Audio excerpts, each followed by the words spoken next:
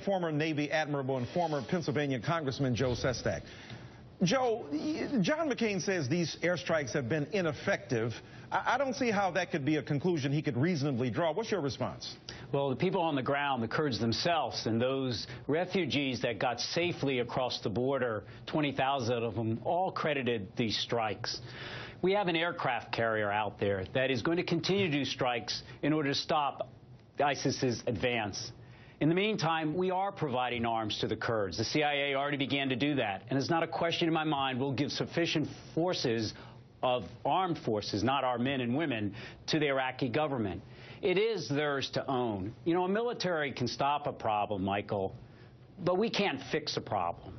Right. And if we're going to fix this problem, we have to make sure the Kurds, the Sunnis, and the Shia own it. And that's why the president's also working on a political resolution, removing Maliki, having someone come in who's a Shia, but will be inclusive of the Sunni tribes, that they won't want the Sunni ISIS terrorists embedded with them. This is a pretty delicate situation. I think we're doing it right for right now.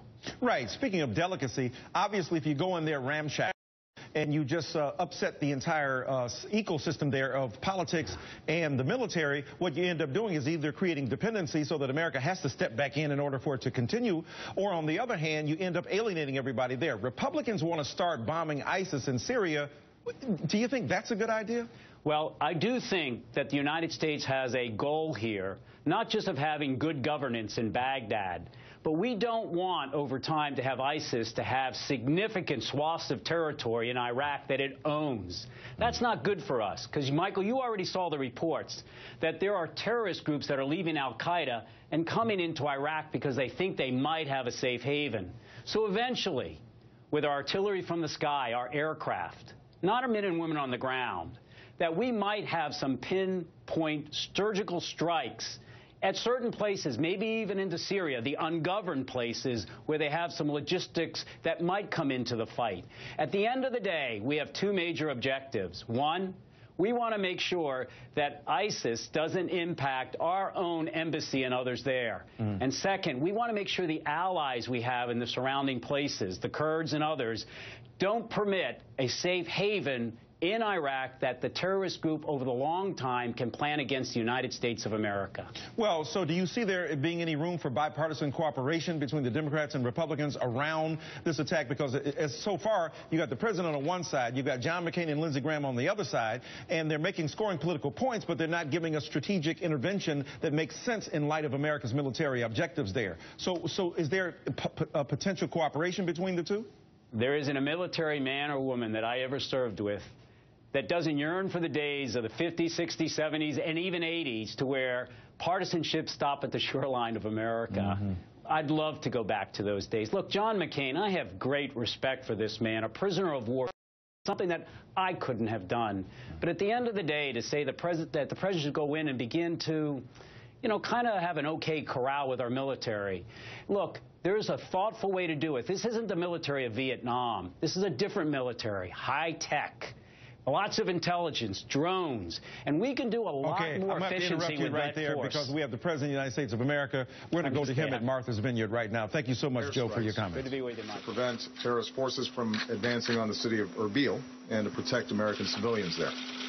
Kurdish forces on the ground continue to defend their city, and we've stepped up military advice and assistance to Iraqi and Kurdish forces as they wage the fight against ISIL. At the same time, we've continued our daily humanitarian efforts to provide life-saving assistance to the men, women, and children stranded on Mount Sinjar, and deployed a USAID disaster assistance response team to help. Some have begun to escape their perch on that mountain, and we're working with international partners to develop options to bring them to safety. I want to thank, in particular, the United Kingdom, France, and other countries working with us to provide much-needed assistance to the Iraqi people. And meanwhile, our aircraft remain positioned to strike any terrorist forces around the mountain who threaten the safety of these families.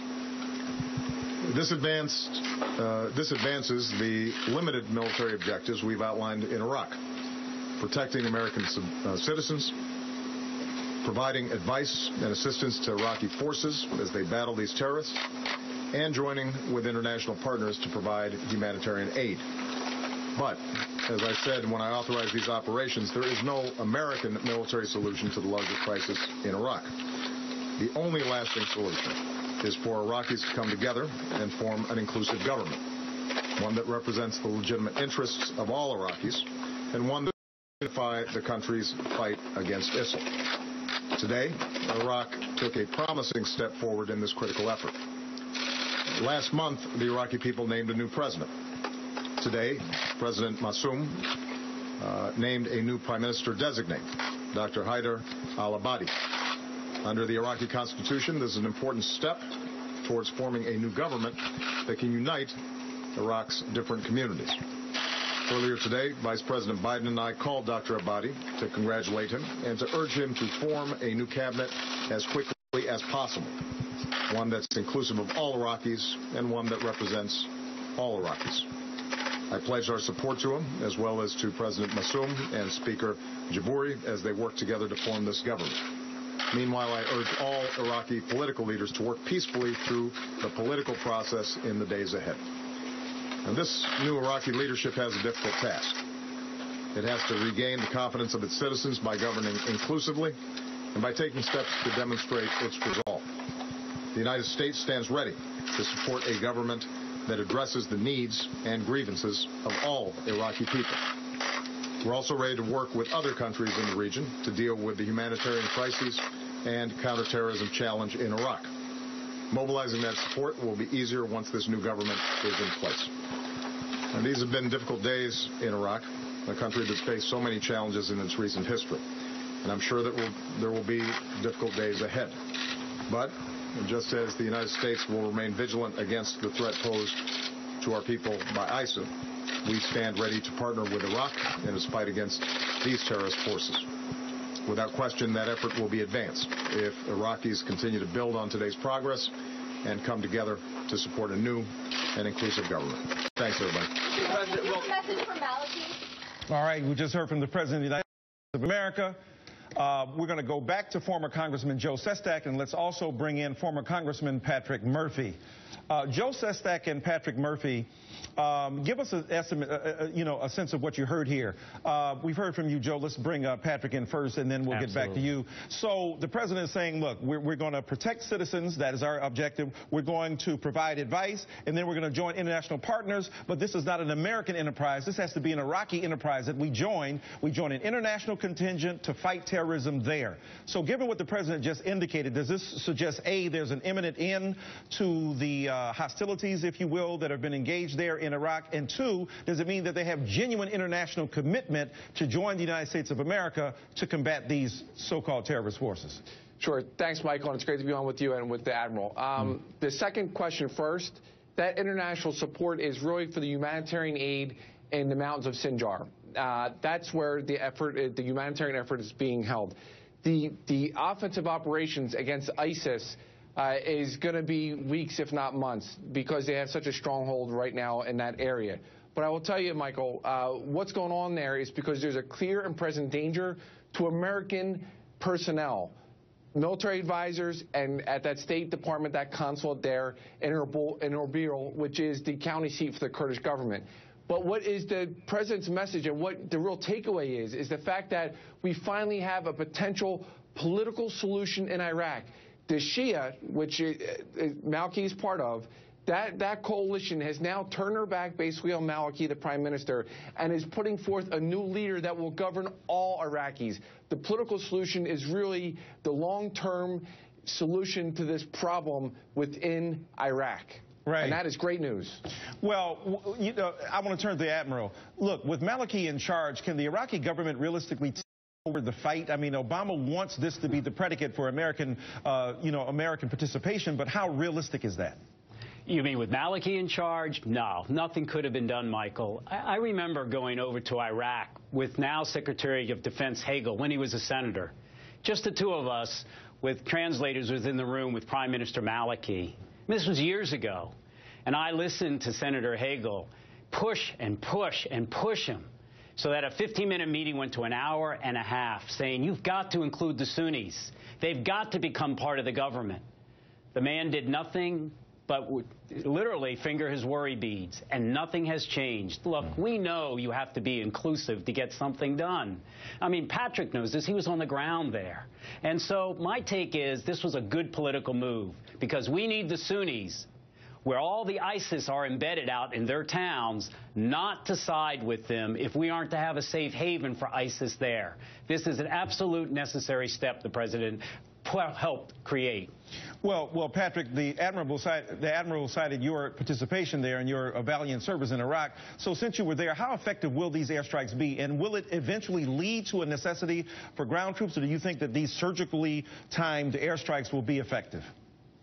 Michael, they're effective in a sense that it'll stop, just like there was a threat that we're going to use airstrikes against ISIS, so they didn't go into Baghdad months ago, and they didn't. That is now that they're standing in place, they're not trying to go into Erbil, which, again, would be devastating. They've already got a hold of the 2 major dams in Iraq. Not good news. But basically, by us doing those airstrikes, it stopped them in their tracks so that our personnel in Erbil, our American personnel that are there, are not in artillery range, not in clear and present danger. Right. Now, I would argue with you, you have people like Senator Graham say, look, if we don't get them there, they're going to come here, and there's clear and present danger against America. That is fear-mongering. I disagree wholeheartedly with Senator Graham. That is not accurate. Not that they're a dangerous terrorist organization, but that doesn't mean we go back into a religious civil war and put boots on the ground. That is not the right thing to do, and I believe Admiral Sestak and I are in agreement on that. Well, before I ask both of you about the involvement in Syria, I've got to ask you this. The Admiral already indicated the fact that he longed nostalgically for the day in the 60s, 70s, and 80s, maybe perhaps even into the early 90s, where we put politics aside, put them on the shelf, and allowed the commander-in-chief to exercise his responsibilities without the kind of nabobs of negativity, nattering nabobs of negativity, to coin a phrase. Do you think in this case that the partisan bitterness and bickering will be put aside long enough to join President Obama in a reasonable plan of attack within Iraq? Well, I've already told you that, yes, I wish that bipartisanship would stop at the shoreline. But no, I don't think it's going to stop. Look, again, you have John McCain, who I said I have great respect for. Sure. But if he is going to actually articulate a plan for it, is he aware that we only have an aircraft carrier there? Is he aware that the countries where our air forces are based in the Middle East have to give us permission to fly from their bases? And remember, Kuwait is the country that actually funded the beginning of ISIS. So eventually we're going to have to make sure politically we can do certain things. I'm sure all this is in the works so that if we have to go to another option, we can. But the bottom line is this. We can do this and should do without any boots on the ground. This is one where we want the Kurds and the Iraqis to own the outcome. And so that's why we should be doing with the artillery from the air, our aircraft only. All right, Joe Sestak and Patrick Murphy, thanks for your time tonight. Good to be with you, Patrick. Thank you too, Admiral. Thanks, Michael.